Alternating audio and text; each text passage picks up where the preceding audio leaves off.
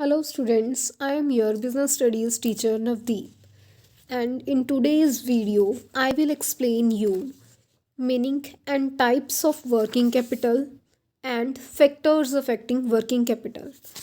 This is the last topic of our chapter financial management.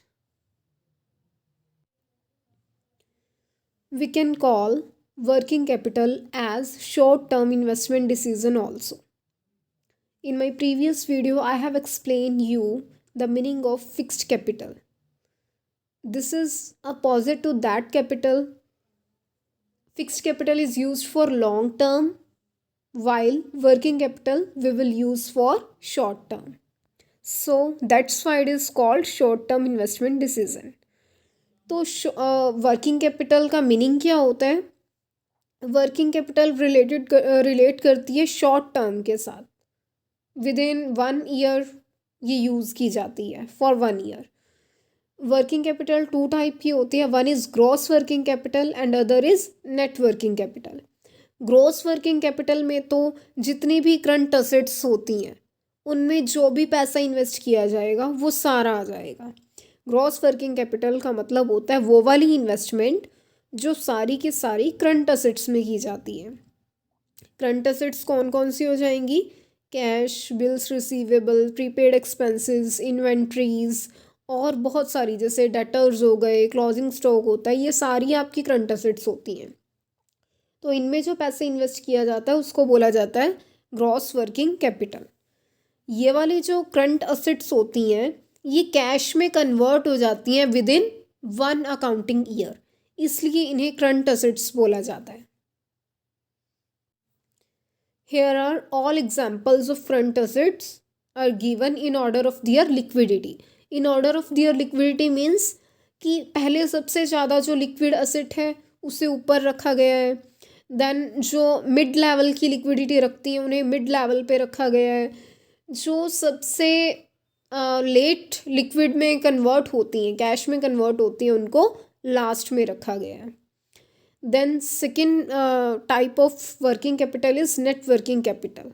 We can call it working of capital also. So how we will calculate this? We have to subtract current liabilities out of current assets. जब हम current assets में से current liabilities को minus करेंगे then we will get net working capital. तो यहाँ पर आपने क्या करना है, देखो जो फर्स्ट वाला हमने टाइप किया ग्रॉस वर्किंग कैपिटल, उसमें तो हम सारी करंट असेट्स में जितना पैसा इन्वेस्ट किया जा रहा है वो सारा ले रहे हैं. बट नेट वर्किंग कैपिटल में हम उन करंट असेट्स में से करंट लाइबिलिटीज़ को माइनस करके जो एग्जेस करंट असेट्स बचेंगी उनमें जो पैसा इन्वेस्ट हो रहा है उससे बोला गया है नेट वर्किंग कैपिटल. बट ऐसा ज़रूरी नहीं है कि हर बार करंट असेट्स ही एग्जेस होंगी करंट लाइबिलिटी से. सम टाइम करंट लाइबिलिटीज़ भी एग्जेस हो सकती हैं करंट असेट्स से. Okay, so your net working capital it may be positive और it may be negative also. ये पॉजिटिव भी हो सकता है इसका आंसर और नेगेटिव भी हो सकता है. ये आपके लिक्विडिटी पोजीशन को शो करता है. देखो जो करंट लाइबिलिटीज़ होती हैं ना वो सोर्स होती हैं करंट असेट्स का. करंट असेट्स का सोर्स कैसे होती हैं वो कि करंट असेट्स को एक्वायर करने के लिए जो पैसा चाहिए होता है ना आपको, वो करंट लाइबिलिटीज़ के थ्रू आता है. फॉर एग्ज़ाम्पल कि हम स्टॉक लेके आए, तो जो आपको पता है क्लोजिंग स्टॉक होता है वो करंट असेट्स में आता है. तो जो स्टॉक लेके आए वो स्टॉक हम लेके आए उधार में. ठीक है, उधार में लेके आए. तो ऐसा भी हो सकता है कि बिल्स पेबल के थ्रू हम लेके आए हैं. तो जो एक तरफ हमारे पास क्लोजिंग स्टॉक आया तो दूसरी तरफ उसका क्या रहा, उसके लिए फंड्स कहाँ से आए? बीपी के थ्रू, बिल्स पेबल के थ्रू. तो बिल्स पेबल हमारी करंट लाइबिलिटी है. या फिर उसके लिए सोर्स हो सकता है उस क्लोजिंग स्टॉक को लाने के लिए कि शॉर्ट टर्म हमने बोरोइंग की है, लोन लिया है.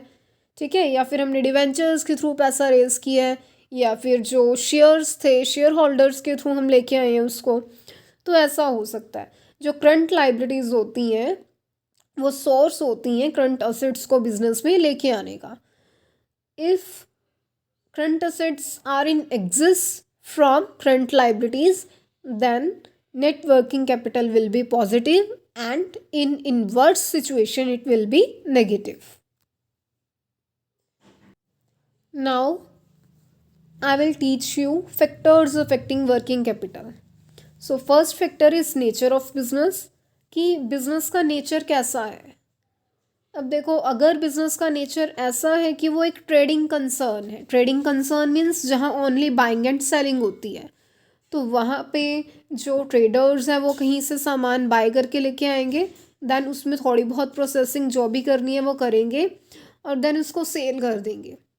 तो यहाँ पर जो मैन्युफैक्चरिंग वाला बीच में से प्रोसेस है वो कैंसिल हो गया, वो स्किप हो गया है. तो यहाँ पर जो ऑपरेटिंग साइकिल बनेगा वो छोटा बनेगा. ऑपरेटिंग साइकिल क्या होता है? कैश को दोबारा से कैश में कन्वर्ट करना. ओके, कैसे? जैसे बिजनेस के पास पहले कैश थी, वो मटेरियल जो भी उन्होंने सेल करना तो उसको पहले बाय करके लेके आए, देन उसको वो जब सेल कर रहे हैं, उसको अगर डेटर्स भी बनेंगे सेल के टाइम पे, सारा का सारा माल कैश में नहीं जाता, तो उनके डेटर्स भी बनेंगे, फिर डेटर से जब पैसा लिया जाएगा देन वो फिर बन जाएंगे, दोबारा से कैश में कन्वर्ट हो जाएंगे. तो ये वाला साइकिल छोटा रहा है यहाँ पर. तो जितना छोटा ऑपरेटिंग साइकिल होगा उतनी कम वर्किंग कैपिटल की नीड होगी. अगर मान लो मैन्युफैक्चरिंग कंसर्न होगी, मैन्युफैक्चरिंग कंसर्न में क्या होगा? पहले कैश होगी, कैश का यूज़ करके वो रॉ मटेरियल लेके आएंगे, देन रॉ मटेरियल का यूज़ करके वो क्या उसको करेंगे? वर्क इन प्रोग्रेस, मतलब वो हाफ जैसे बन जाता है ना मटेरियल, वो वाली कंडीशन आ जाएगी. देन फिर उससे फिनिश्ड गुड्स तैयार हो जाएंगी. फिनिश्ड गुड्स के बाद उनकी सेलिंग होगी, और सेलिंग पहले सेलिंग से डेटर्स क्रिएट होंगे क्योंकि सारा सामान कैश में नहीं जाएगा. फिर डेटर्स से पैसा आएगा तो वो कैश में कन्वर्ट होंगे, फिर दोबारा वही वाला साइकिल स्टार्ट हो जाएगा. तो यहाँ पर जो ऑपरेटिंग साइकिल है वो थोड़ा लॉन्ग रहेगा. तो जब ऑपरेटिंग साइकिल लॉन्ग होगा उस टाइम पर भी ज़्यादा वर्किंग कैपिटल की नीड होगी. Then second factor is scale of operation. अगर बिजनेस हो रहा है लार्ज स्केल पर बिजनेस हो रहा है तो उसके लिए ज़्यादा इन्वेंट्री रखनी पड़ेगी, ज़्यादा स्टॉक रखना पड़ेगा. और स्टॉक क्या होता है? हमारा करंट असेट. तो करंट असेट में जो पैसा इन्वेस्ट किया जाता है उसको क्या बोलते हैं? Working capital. Third factor is business cycle fluctuations. अब आपको पता है कि बिजनेस है, हमेशा वो बूम में तो नहीं जाएगा, बूम पीरियड में तो नहीं रहेगा वो हमेशा. कभी बिजनेस बहुत ज़्यादा अप चला जाता है सीज़न में, और कभी बहुत ज़्यादा डाउन भी आ जाता है डिफ्लेशन के टाइम पे, या जब प्रोडक्शन बिल्कुल लो होती है डिप्रेशन के टाइम पे.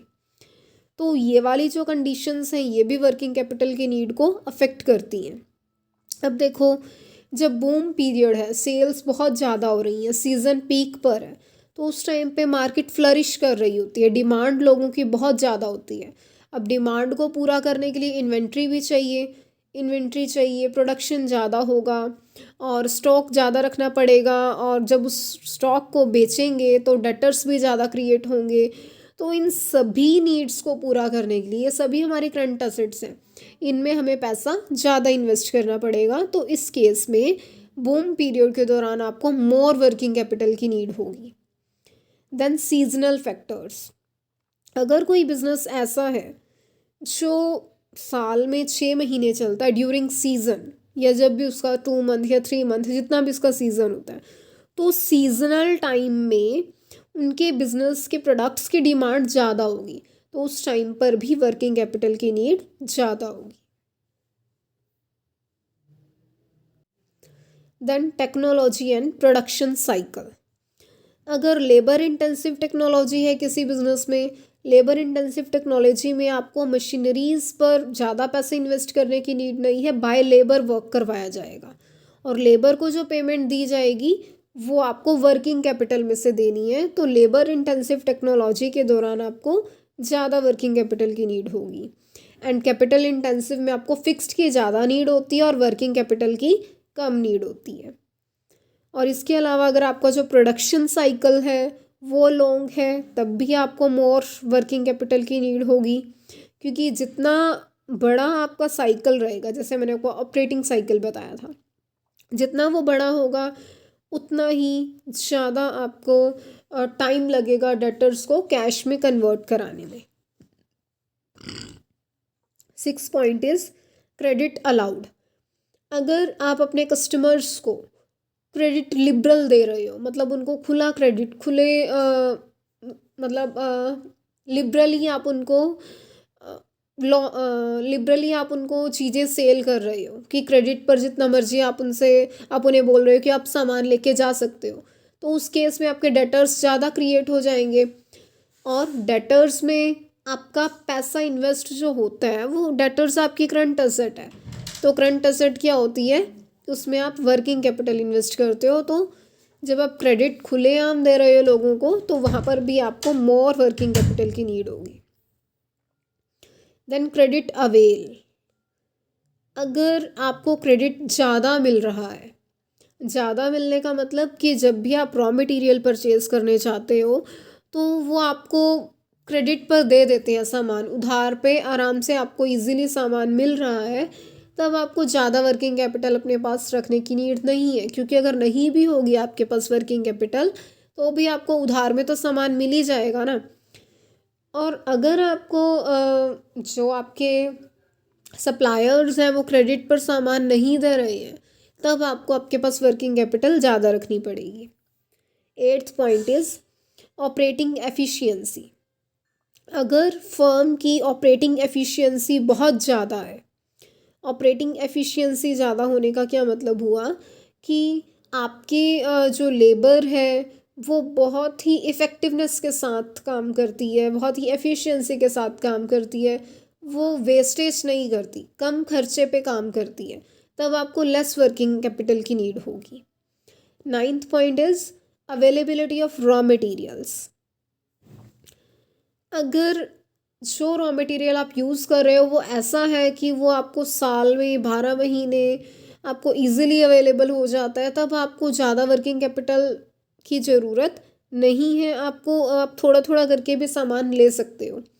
बट अगर रॉ मटेरियल ऐसा है कि वो 12 महीने नहीं मिलता, ऑल ईयर आपको नहीं मिलेगा, पूरा साल all year, then you have to stock it, and for stocking that raw material you should have more working capital. 10th point is level of competition. अगर आपकी मार्केट बहुत ज़्यादा competitive है, competitive means कि competition बहुत ज़्यादा है, आपके जैसे बिजनेस करने वाले आपके मार्केट में और बहुत सारे competitors हैं, तब आपको competition को भी फेस करना पड़ेगा। और जब आप कंपटीशन को फेस करते हो, तो आप अपने प्रोडक्ट को, अपने बिजनेस को दूसरों से अच्छा दिखाना चाहते हो। आप क्या करोगे, ज़्यादा से ज़्यादा कस्टमर्स को अपनी तरफ अट्रैक्ट करने के लिए उनको क्रेडिट लिबरल दोगे, और क्रेडिट लिबरल जब आप दोगे तो आपके डेटर्स ज़्यादा क्रिएट होंगे। डेटर्स आर करंट असेट्स, तो आपको करंट असेट्स में ज़्यादा पैसा इन्वेस्ट करना पड़ेगा, तो उसके लिए आपको मोर वर्किंग कैपिटल की नीड होगी। बट अगर आपके कंपटीटर्स नहीं हैं, आप अकेले हो लीडर कंपनी, आपका जो बिजनेस है वो लीड रोल प्ले कर रहा है मार्केट में, तब आपको ज़्यादा वर्किंग कैपिटल रखने की भी ज़रूरत नहीं है। क्योंकि तब आप अगर क्रेडिट पर नहीं भी अपना मटेरियल दोगे, तो भी लोग आपके पास ही आएंगे, बिकॉज आपकी मोनोपोली होगी, तो वहाँ पर कम वर्किंग कैपिटल से भी आपका काम चल जाएगा। 11th point is inflation. Inflation means rise in prices. तो इन्फ्लेशन के टाइम पे क्या होता है, जो रॉ मटेरियल होता है, ये लेबर होती है, इनके प्राइजेस भी राइज हो जाते हैं, क्योंकि महंगाई वाला दौर आ जाता है। तो जब इनके प्राइजेस इंक्रीज होंगे, तो जो वर्किंग कैपिटल की रिक्वायरमेंट है वो भी इंक्रीज होगी। Okay, then last point is growth prospectus.